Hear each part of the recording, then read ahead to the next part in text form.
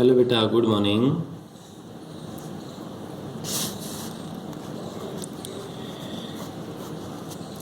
देखो बेटा, हमने इससे पहले वाले लेक्चर के अंदर पढ़ा था लेंजेज लॉ, और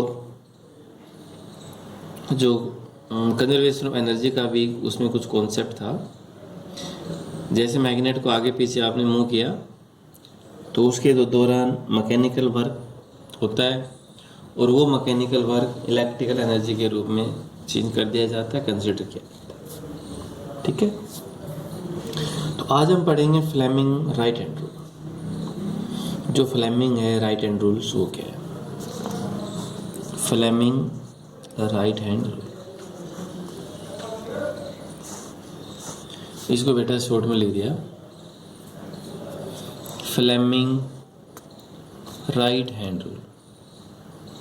ठीक है, ये आपके पास क्या है? Fleming right hand rule. इसके अंदर देखो, इसके अंदर बेटा ये आपके पास है थंब, ये जो भी ड्राइंग ऐसी है, ये है फर्स्ट फिंगर, और ये है आपके पास सेंट्रल फिंगर। ठीक है,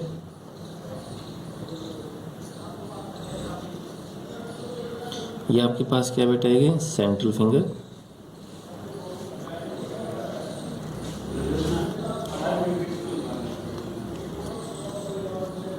हाथ बेटा ऐसे बनाए, ये है थंब,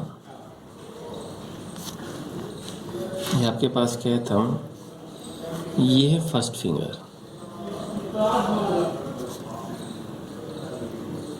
और ये है central finger.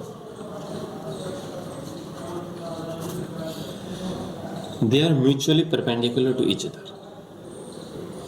First finger, centre finger and thumb,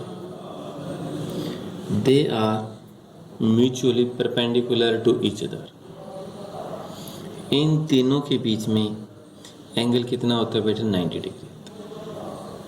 ठीक है, अब according to Fleming right hand rule, Fleming right hand rule के अकॉर्डिंग जो थंब है ये दे देता है बेटा direction motion of conductor, motion of conductor.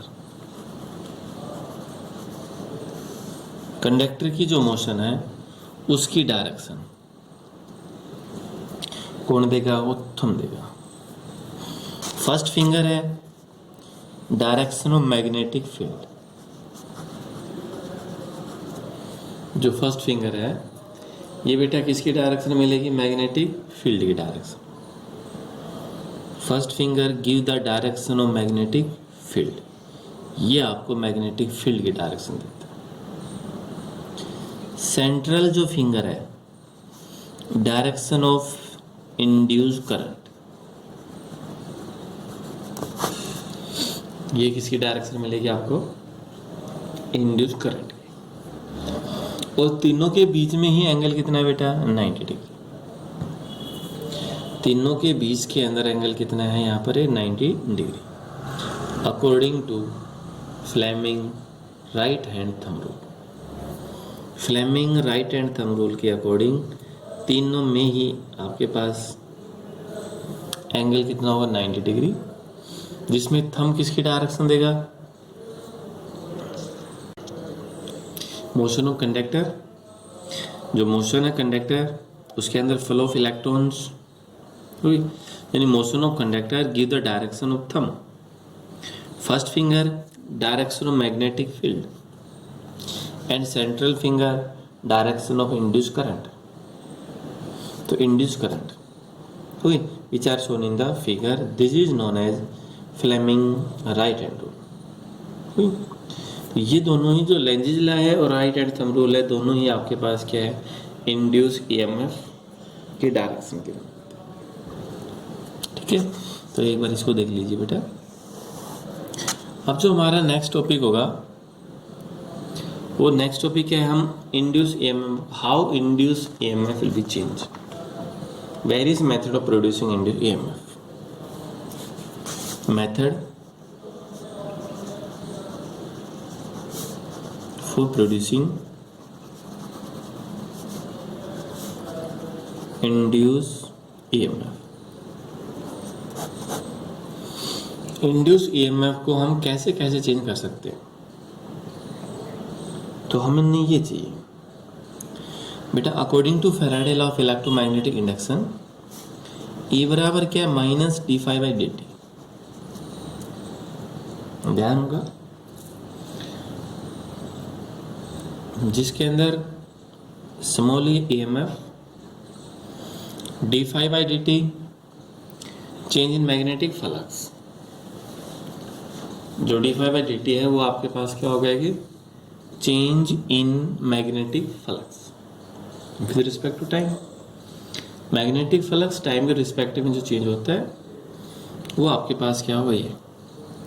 अब हम इसको कैसे कैसे चेंज कर सकते हैं, इंड्यूस ईएमएफ है, इसको किस मेथड से कैसे कैसे चेंज करेंगे।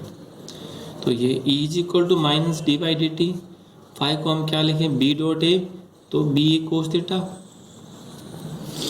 फाइव को हमने क्या लिख दिया, बी ए कोस थीटा, दोनों हो गए।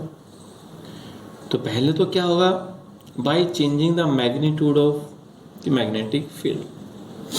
अगर हम मैग्नेटिक फील्ड को चेंज करेंगे तो भी इंड्यूस ईएमएफ चेंज होगी। एरिया को चेंज करेंगे तब भी इंड्यूस ईएमएफ चेंज होगी। और अगर थीटा है उसको चेंज करेंगे, जो किस किस के बीच में, बिटवीन बी और ए के बीच में, उसको चेंज करेंगे तब भी आपके पास इंड्यूस ईएमएफ चेंज होगी।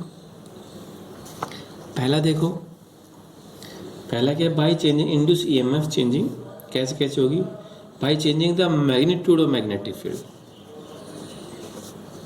By changing magnitude of magnetic field, पहला पॉइंट ये। मैग्नेटिक फील्ड को अगर हम चेंज कर रहे हैं तो वहां से इंड्यूस ईएमएफ भी चेंज होगा। ठीक है, दूसरा पॉइंट देखो बेटा, दूसरा पॉइंट क्या, बाय चेंजिंग एरिया।